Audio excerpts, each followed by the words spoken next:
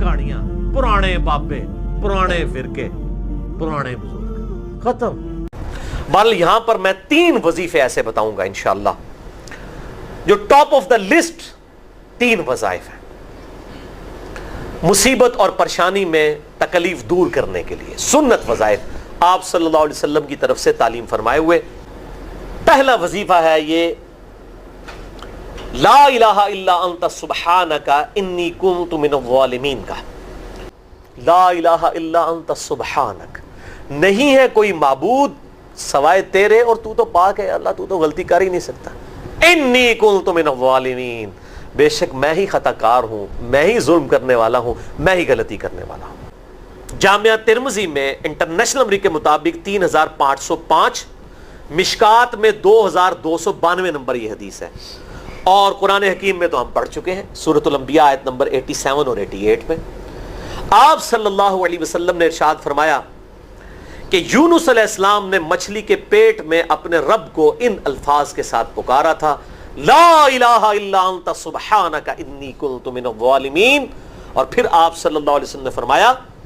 کہ جو کوئی شخص اپنے کسی بھی معاملے میں، کسی بھی پریشانی میں اس دعا کے ذریعے اللہ کی طرف متوجہ ہو، اللہ تعالیٰ اس کی دعا کو قبول فرما لیتا ہے۔ اور قرآن میں بھی آ گیا نا کذالک ننجی المؤمنین، اور کتنا بڑا فتویٰ آیا میرے بھائیوں، سورہ الصافات 143 144، فلولا انہ کان من المسبحین، اگر یونس ہمیں ان الفاظ میں ہماری تسبیح نہ کرتا، للبث فی بطنہ الی یوم یبعثون، تو مچھلی کے پیٹ میں قیامت تک مچھلی کے پیٹ میں رہتا اگر اس طرح نہ ہمیں پکارتا، اس کی قبر مچھلی کا پیٹ بن جاتی۔ یعنی یہ اتنا عطاب، اور وہ دور ہو گیا اس دعا سے، بہت بڑے اسماء اعظم میں سے ہے۔ تو یہ بہترین دعا، بہترین وظیفہ، اسماء اعظم میں سے بہترین چیز، اور سب سے بڑھ کر جو میں نے بات کی کہ بہترین استغفار، اللہ سے توبہ مانگنے کا بہترین ذریعہ۔ آپ دیکھیں اللہ تعالیٰ کی کوالٹی کو کس طریقے سے انہوں نے اپنے لیے جو ہے وہ ذریعہ بنایا نجات کا۔ کہتے ہیں نا وہ کسی کے انسٹنکٹ پہ بات کرنا، کسی کی جبلت پہ، انہوں نے اللہ تبارک و تعالیٰ کی ایک خاص کوالٹی تھی جس کے ساتھ انہوں نے اللہ کی طرف دعا کی۔ وہ کیا؟ بڑی انٹلیکچوئل دعا ہے، لا الہ الا انت، اے اللہ تیرے سوا کوئی معبود نہیں ہے۔ یہ توحید کو پہلے نمبر پہ لے گئے۔ انت سبحانک، اے اللہ تو پاک ہے، تو غلطی کر ہی نہیں سکتا کیونکہ تو پاک ہے۔ انی کنت من الظالمین، میں تو انسان ہوں، میں تو غلطی کروں گا۔ اب جب اللہ تعالیٰ کو آپ اس طریقے سے کہیں گے اللہ تیرے کو تو غلطی نہیں ہوندی، میں تو بندہ آنا تو غلطی تو کراں گا، کیا زبردست انداز ہے اللہ کو پکارنے کا۔ اس پہ پھر نجات ہی ملنی تھی نا۔ اللہ تعالیٰ کی وہ کوالٹی انہوں نے ذکر کی ہے، اللہ میں تو بندہ ہوں نا تو غلطی کروں گا نا، تجھ سے تو غلطی نہیں ہونی، تو پاک ہے، غلطی تو میں نہیں کرنی ہے نا، تجھ سے تو ہو نہیں سکتی، جب میں کر بیٹھا ہوں تو معاف کر دینا۔ بہترین دعا ہے واللہ، بہترین استغفار ہے، اور صحیح بخاری اور مسلم کی متفق علیہ حدیث ہے، جب آپ تشہد میں بیٹھو تو درود شریف کے بعد جو اپنے رب سے چاہو مانگو، اس میں یہ دعا بھی آپ اپنے اوپر لازم کریں۔ یہ اسماء اعظم میں سے ہے، اپنی دعاؤں میں اس دعا کو کریں۔ دعا کی قبولیت کے لیے یہ آپ سمجھیں اللہ تعالیٰ کی طرف سے کیٹالسٹ ہے، جسے ہم وہ کیمسٹری میں کہتے ہیں کیٹالسٹ، کیمیکل ریئیکشن کو تیز کرنے والا، یہ کیٹالسٹ ہے۔ لا الہ الا انت سبحانک انی کنت من الظالمین۔ دوسرا وظیفہ وہ بھی جامعہ ترمذی میں انٹرنیشنل نمبر کے مطابق 3524 نمبر حدیث ہے، لیکن ترمذی کا طریق جو ہے وہ ضعیف ہے۔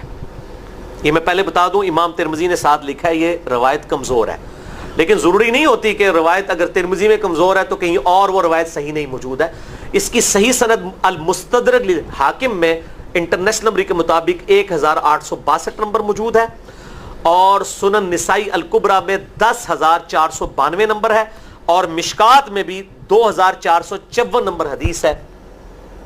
انٹرنیشنل نمبر کے مطابق۔ تو صحیح سند المستدرک للحاکم اور سنن نسائی الکبریٰ کے اندر موجود ہے، اور وہ وظیفہ ہے انس ابن مالک کہتے ہیں اور سعد ابن ابی وقاص کہتے ہیں رضی اللہ تعالی عنہما وعلیہم السلام، کہ آپ صلی اللہ علیہ وسلم کو جب کبھی کوئی تکلیف یا پریشانی پہنچتی تو آپ صلی اللہ علیہ وآلہ وسلم ہمیشہ ان الفاظ میں اپنے رب کو پکارا کرتے ہیں، یا حی یا قیوم برحمتک استغیث، اے خود سے زندہ ہر چیز کو تھامنے والے، میں تیری رحمت کے ساتھ تیری مدد کا سوال کرتا ہوں۔ استغیث بولیں گے نا الف کے ساتھ، حمزہ کے ساتھ، تو یہ سنگولر کا صیغہ ہوگا، اور اگر ہم بولیں گے نستغیث نون کے ساتھ تو یہ جمع کا صیغہ بن جائے گا۔ کتنی بہترین دعا ہے، اے خود سے زندہ ہر چیز کو تھامنے والے، میں تیری رحمت کے ساتھ تیری مدد کا سوال کرتا ہوں۔ تو یہ بھی اسماء اعظم میں سے ہے۔ بہرحال یہ دوسرا وظیفہ ہو گیا۔ اب تیسرا وظیفہ جو ہے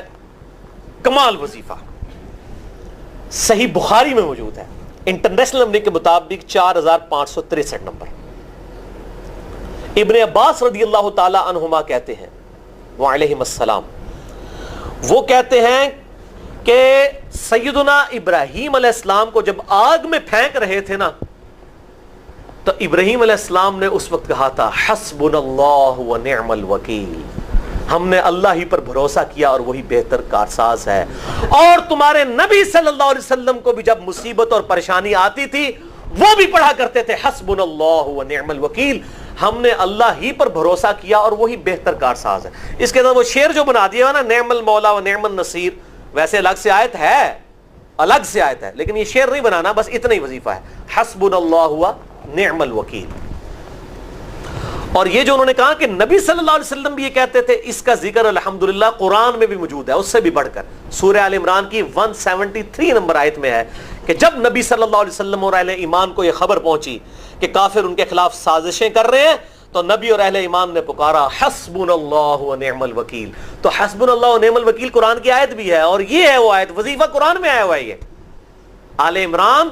173 اور صحیح بخاری 4563۔ اور مجھے بڑا وجد آیا کہ ابراہیم علیہ السلام کو جب آگ میں پھینکنے لگے تھے، انہوں نے اس وقت اللہ کو ان الفاظ کے ساتھ پکارا حسبنا اللہ و نعم الوکیل۔ اچھا، یہ جتنے بھی وظیفے ہیں نا میرے بھائیوں، ان کا فائدہ اسی وقت ہے جب آپ کو ترجمہ بھی ان کا آتا ہوگا، ورنہ آپ روزانہ جتنی مرضی تسبیحیں کھینچتے رہے کوئی فرق نہیں پڑے گا۔ اس لیے میرا ایک پرسنل مشورہ ہے کہ جب بھی یہ وظیفے پڑھیں نا آپ، اردو ترجمہ بے شک آتا بھی ہونا، ایک دفعہ اپنی زبان میں اس کو ریپیٹ کریں، یعنی آپ پڑھیں حسبنا اللہ و نعم الوکیل، میں نے اللہ ہی پر بھروسہ کیا اور وہی بہتر کارساز ہے۔ آپ دیکھیں یہ صوت القرآن چینل میں جب وہ عربی چل رہی ہوتی ہے، جیسے ہی وہ مراج الدین خان کا ترجمہ شروع ہوتا ہے نا، کیسے کب کبھی طاری ہو جاتی ہے، کیونکہ ہماری زبان میں بات ہو رہی ہوتی ہے نا، عربی ہمیں تو نہیں قیام اللیل میں رو رہے ہوتے، ان کی زبان میں بات ہو رہی ہوتی ہے، اپنی زبان کا اثر ہوتا ہے۔ اسی طریقے سے آپ لا الہ الا انت سبحانک انی کنت من الظالمین، یا حسبنا اللہ و نعم الوکیل، یا حی یا قیوم برحمتک استغیث، جو بھی وظیفے پڑھیں نا، ایک دفعہ ان وظیفوں کو جب آپ الگ سے دعا مانگ رہے ہوں، اس وقت اس کو آپ اپنی زبان میں بھی دہرائیں۔ اور اس کے لیے کوئی تسبیح نہیں کھینچنے کی ضرورت کہ آپ نے اتنے 100 دفعہ پڑھنا ہے، تسبیح تو ویسے ٹھیک ہے، وہ آپ استعمال کر سکتے ہیں، لیکن آپ چلتے پھرتے اٹھتے بیٹھتے ہر وقت جس حالت میں بھی، اور صحیح مسلم میں حدیث ہے کہ یہ جو وظائف ہیں ان کے لیے تو کوئی وضو بھی کیا، غسل بھی پروٹوکول نہیں ہے۔ اب عائشہ کہتی ہیں نبی صلی اللہ علیہ وسلم حالت جنابت میں بھی اللہ کو یاد کر لیا کرتے تھے، صحیح مسلم میں حدیث موجود ہے، جنابت والے چیپٹر میں ہر حال میں اللہ کو یاد کرتے تھے۔ اور جو قرآن میں بھی دعائیں یا اذکار آئی ہیں نا، جب آپ حالت جنابت میں بھی اس کو کریں گے نا تو اس پہ قرآن کا حکم نہیں لگے گا۔ تو جامعہ ترمذی اور ابو داؤد میں جو حدیث ہے کہ حضرت علی کہتے ہیں نبی صلی اللہ علیہ وسلم کو حالت جنابت کے علاوہ کوئی اور حالت قرآن پڑھنے سے مانے نہیں ہوتی تھی، تو اس سے مراد قرآن کی تلاوت ہے۔ اگر قرآن کی دعائیں جیسے ہیں بسم اللہ الرحمن الرحیم، یہ بھی تو قرآن ہے، سبحان اللہ بھی تو قرآن ہے، الحمدللہ بھی تو، یہ اذکار جو ہے نا، جب آپ اذکار کی نیت سے پڑھ ہوں گے پھر یہ قرآن نہیں شمار ہوں گے، ذکر شمار ہوں گے، اور اس کے لیے نہ وضو پروٹوکول ہے اور نہ غسل کا ہونا ضروری ہے، ہر حال میں اللہ کو یاد کریں۔